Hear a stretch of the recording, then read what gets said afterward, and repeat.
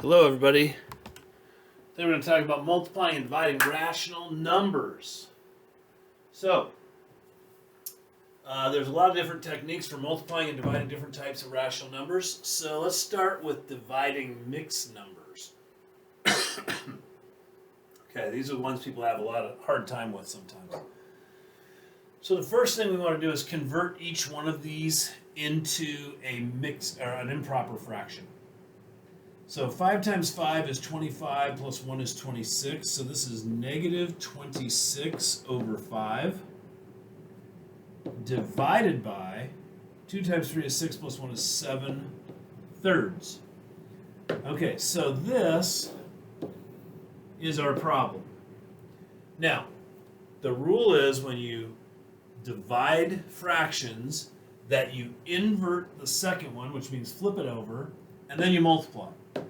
So this is really negative 26 over 5 times 3 over 7. Okay, now I always like to reduce if I can first. And so I'll look at, can I reduce this? Can I cancel this with this? No, I can't. I can't do anything here either. So I'm just going to have to multiply these across. So this is going to be... what is that? Negative 78 over 35. Okay, so you can leave it like that. Or since these are in mixed numbers, I can change it to a mixed number. So 35 would go into 78 twice. This would be negative 2. That'd be 70 with 8 left over. So this is 8 35ths, like that. So either one of these answers is acceptable.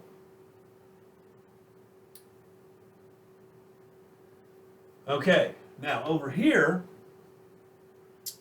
we're going to do the same thing. This is a little easier just because it's just multiplication, so I don't have to invert anything. I got no negatives. So I'm going to convert this to an improper fraction. 2 times 8 is 16 plus 3 is 19. Eighths times 3 times 6 is 18 plus 1 is 19 sixths. Okay, so unfortunately I can't cancel anything. What is it? 19 times 19 I believe is 361. And 4 times 8 is 48. And I believe that that's already reduced as far as it's going to go, but I can convert that to a mixed number since these are mixed numbers. So 48 will go in there 7 times. 7 times 48 is 336. So 361 minus 336. There's 25 left over.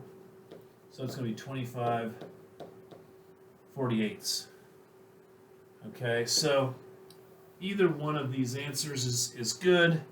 You know, you take a big risk, unless it asks you to change it to a mixed number.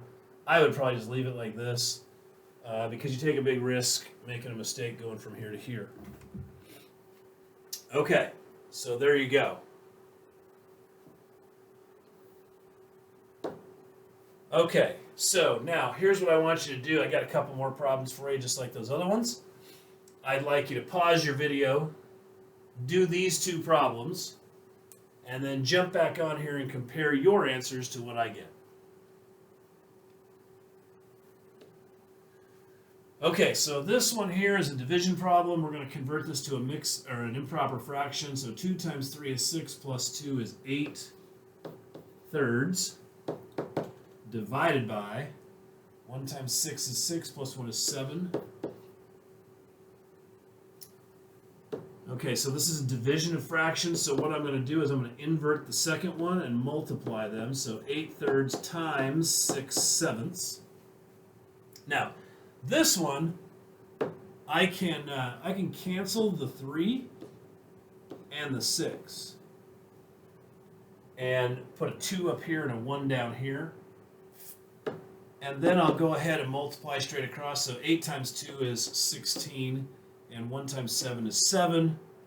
And if I wanted to convert that to a mixed number, 7 will go in there one time, and that, two times. 2 times. That's 14, and that leaves 2 left over, so 2 and 2/7. So either one of these is an acceptable answer.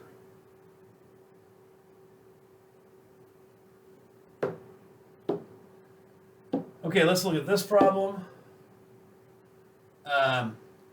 So 3 times 5 is 15, plus 4 is 19. So this is negative 19 fifths times, this would be 12, plus 2 is 14 thirds. Okay, and this is also negative. Wow, nothing that I can really cancel right there, is there? So I just got to multiply this across. So 19 times 14. That's 266 over 15, and a negative times a negative is a positive. So that works out pretty good there. Now, let's see. Will anything divide into both of those? Maybe a 3. This would be a 12. No, 14. Nope, it won't go in there. So here's what I'm going to do is I'm just going to take 266 and divide that by 15. That'll go in there 17 times. And let's see, 17 times 15, that's 255. So there's 11 left over. So it's 11 fifteenths. So either one of these two answers is good. I'm good with both of those.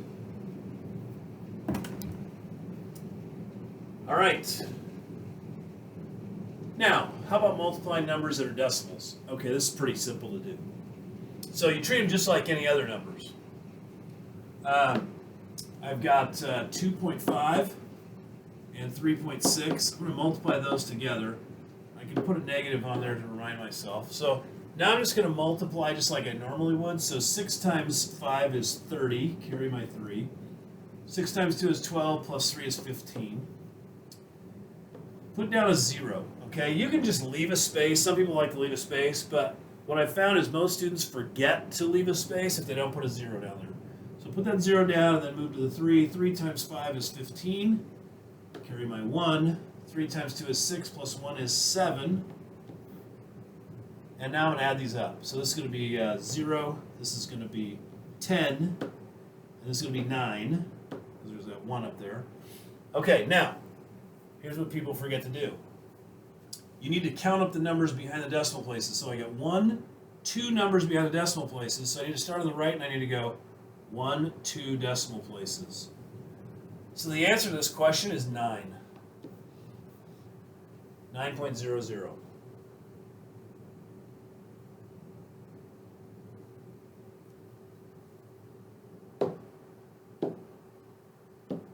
Okay. What about 5.6 divided by negative 4.2? All right, so here's what I'm going to do. I'm going to go 5.6 like this, divided by negative 4.2. Okay, here's the thing. I can't have any decimals out here. So I'm going to move this decimal one place here, which means I'm going to move the decimal one place here, and I'm going to move it up. Okay, now I just divide. So 42 will go into 56 one time. 1 times 42 is 42. I subtract and I get 14. Okay, so then I'm going to my decimals right here. I'm going to add a 0 to this. I'm going to drop the 0 down. Okay, 42 will go into 140, what, about 3 times? Let's try 3. 3 times 2 is 6. 3 times 4 is 12. Subtract. That leaves 14 again. Now, what's going to happen here, since I got 14 and I got 14, I'm going to drop down another 0. This is just going to keep repeating. So I'm going to keep getting 3, 3, 3, 3, 3 out here. So now remember, a positive divided by negative is a negative. So this is going to be negative 1.3 repeating. Just like that.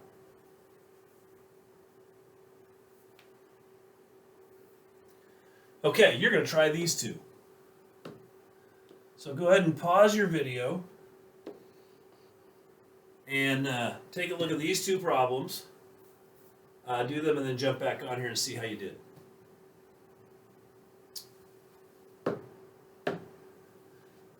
Okay, this one, 3.125 times negative 4.7. Okay. So here's what I'm going to do. I'm going to go 7 times 5 is 35, carry my 3. 7 times 2 is 14, plus 3 is 17, carry my 1. 7 times 1 is 7, plus 1 is 8. 7 times 3 is 21. Put down a 0. 4 times 5 is 20. Put down my 0, carry my 2. 4 times 2 is 8, plus 2 is 10, carry my 1. 4 times 1 is 4, plus 1 is 5.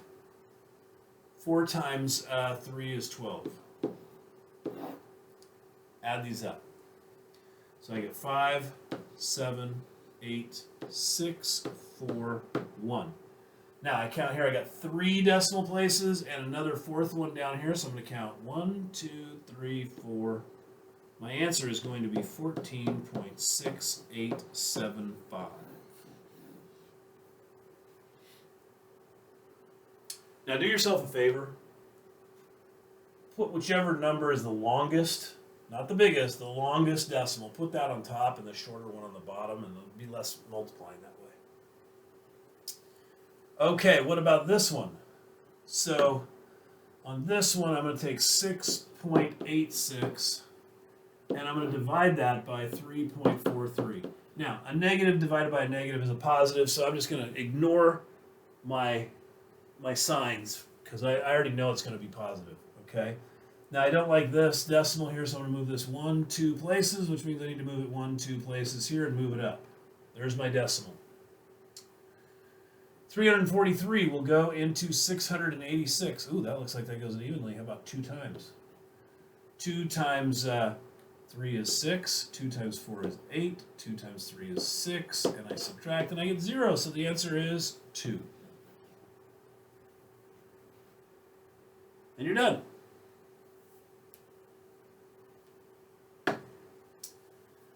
Okay, what about something like this? So 1/7 times 4/5 times -7. Okay, so pretty easy to do. Multiplying fractions is not hard. You know, just remember to multiply across the top and across the bottom. It's all multiplication, so it doesn't matter what order you do it in. But one thing is people get confused sometimes multiplying a fraction times a whole number. Just take that whole number and make it instead of -7, make it -7/1. And then the other thing you can do to simplify this is to think, well, this is multiplication. This is a negative times a positive times a negative. You know what? The negatives are going to cancel out. They're gone, and now I don't have to worry about them. So this is going to be 1/7 times 4/5 times 7/1.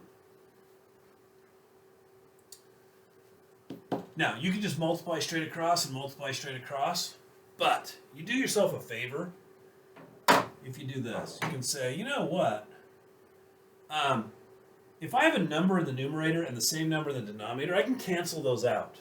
So I've got a 7 here, and I've got a 7 up here. I can cancel those.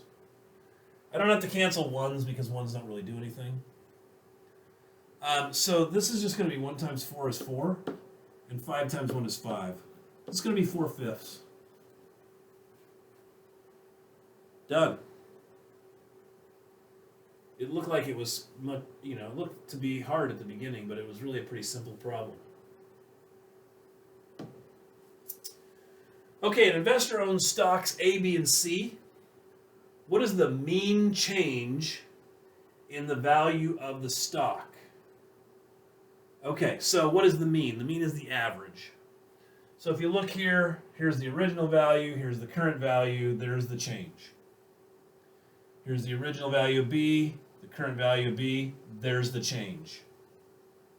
Original value of C, current value, there's the change.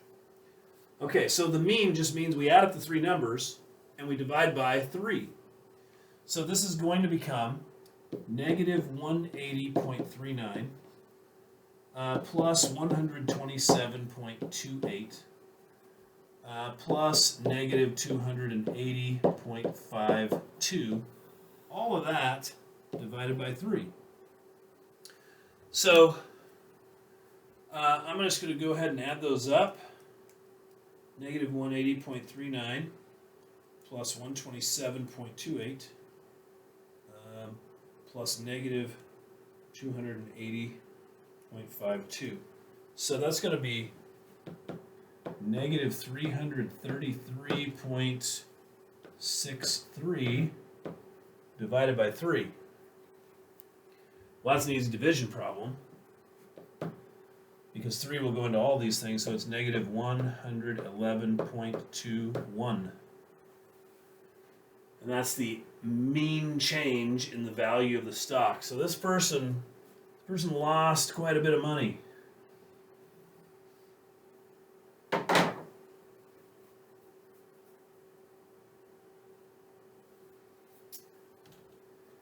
Okay, so here's your assignment. You're going to do 1 through 45 odd. We'll do that in class, and I will see you next time.